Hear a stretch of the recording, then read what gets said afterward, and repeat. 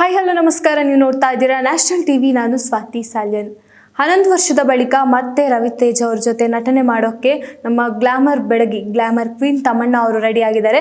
So 11 ವರ್ಷಗಳ ಬಳಿಕ ಅಂದರೆ 2015ರಲ್ಲಿ ಅವರ ಜೊತೆ ನಟನೆ ಮಾಡಿರುವಂಥದ್ದು. ಸೊ ಹಾಗಾಗಿ ತಮನ್ನಾ ಅವರು ಮತ್ತೆ ಒಂದು ವಿಶೇಷ ಪಾತ್ರದಲ್ಲಿ ಕಾಣಿಸ್ಕೊಳ್ತಾ ಇದ್ದಾರೆ.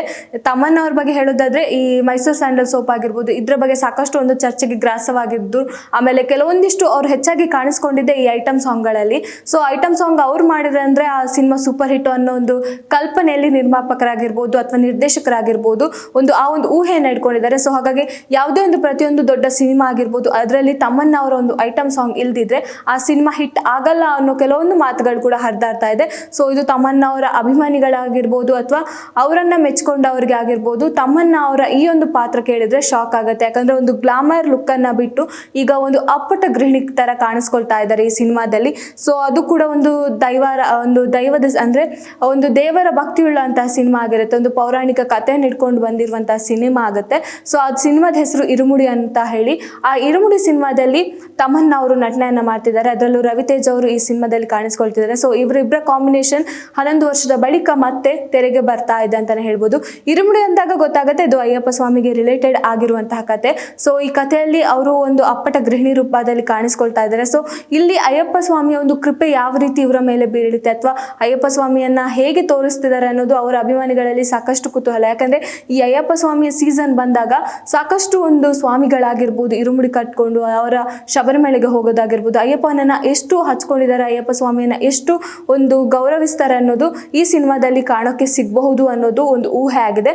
ಸೊ ಈ ಸಿನಿಮಾದಲ್ಲಿ ತಮನ್ನಾ ಅವರು ನಟಿಸ್ತಾ ಇದ್ದಾರೆ. ಒಂದು ಗ್ಲಾಮರ್ ಕ್ವೀನ್ ಆಗಿರುವಂತಹ ತಮನ್ನಾ ಅವರು ತಮ್ಮ ಗ್ಲಾಮರ್ ಲುಕ್ ಅನ್ನ ಬಿಟ್ಟು ಈಗ ಅಪ್ಪಟ ಗೃಹಿಣಿ ರೂಪದಲ್ಲಿ ಕಾಣಿಸ್ಕೊಳ್ತಾ ಇದ್ದಾರೆ. ಸೊ ಅವರಿಗೆ ಈ ಒಂದು ಪಾತ್ರ ಬರಕ್ಕೆ ಅದು ಕೂಡ ಅವ್ರದ್ದು ತುಂಬಾ ಸವಾಲಿನ ಪಾತ್ರ ಅಂತಾನೂ ಕೂಡ ಹೇಳ್ಕೊಂಡಿದ್ದಾರೆ.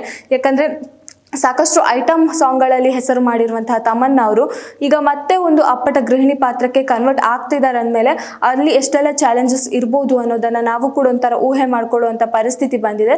ಸೊ ಹಾಗಾಗಿ ತಮನ್ನಾ ಅವರ ಈ ಪಾತ್ರಕ್ಕೆ ಆಗಿರ್ಬೋದು, ತಮನ್ನಾ ಅವರ ಈ ಪಾತ್ರದ ಒಂದು ವಿಭಿನ್ನತೆ ಆಗಿರ್ಬೋದು, ಅವರ ಐಟಮ್ ಸಾಂಗ್ಗಳಲ್ಲಿ ಏನೆಲ್ಲ ಒಂದು ಛಾಪನ್ನ ಮೂಡಿಸಿದಾರೋ ಆ ಐಟಮ್ ಲುಕ್ಕಲ್ಲಿ ಆಗಿರ್ಬೋದು, ಐಟಮ್ ಆ ಗ್ಲಾಮರ್ ಫೇಸ್ಗಳಲ್ಲಾಗಿರ್ಬೋದು, ಈ ಸ್ಕಿನ್ ಕಲರ್ ಆ ಥರ ಅಂತ ಬಂದಾಗ ಅಲ್ಲಿ ಹೈಲೈಟ್ ಆಗಿರೋದು ತಮನ್ನಾ ಅವರು. ಯಾಕಂದ್ರೆ ಅವರಲ್ಲಿರುವಂತಹ ಸ್ಕಿನ್ ಗ್ಲೋ ಆಗಿರ್ಬೋದು, ಎಷ್ಟೋ ಹುಡುಗಿಯರು ಆಸೆ ಪಡುವಂತಹ ಒಂದು ಸ್ಕಿನ್ ಕಲರ್ ಆಗಿರುತ್ತೆ.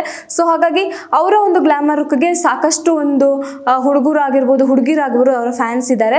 ಸೊ ಇನ್ನು ಈ ಅಪ್ಪಟ ಗೃಹಿಣಿಯ ಪಾತ್ರದಲ್ಲಿ ಕಾಣಿಸ್ಕೊಳ್ತಾ ಇರೋದು ಒಂಥರ ಶಾಕಿಂಗ್ ಅಂತಾನೆ ಹೇಳ್ಬೋದು. ಆದರೆ ಈ ಹಿಂದೆ ಸಿನಿಮಾದಲ್ಲಿ ಸಾಕಷ್ಟು ಒಂದು ಪಾತ್ರದಲ್ಲಿ ಕಾಣಿಸ್ಕೊಳ್ತಾ ಇದ್ದಾರೆ. ಬಟ್ ಇದರಲ್ಲಿ ಪೌರಾಣಿಕ ಕತೆ, ಆಮೇಲೆ ಇದು ಅಯ್ಯಪ್ಪ ಸ್ವಾಮಿಗೆ ರಿಲೇಟೆಡ್ ಆಗಿರುವಂತಹ ಕತೆ. ಇದರಲ್ಲಿ ತಮ್ಮನ್ನ ಅವರು ಒಂದು ಅಪ್ಪಟ ಗೃಹಿಣಿ ಪಾತ್ರದಲ್ಲಿ ಕಾಣಿಸ್ಕೊಳ್ತಾ ಇದ್ದಾರೆ ಅಂದ್ರೆ ಅವರ ಅಭಿಮಾನಿಗಳಲ್ಲಿ ಸಾಕಷ್ಟು ಕುತೂಹಲ ಮೂಡಿಸುವಂತಾನೆ ವಿಷಯ.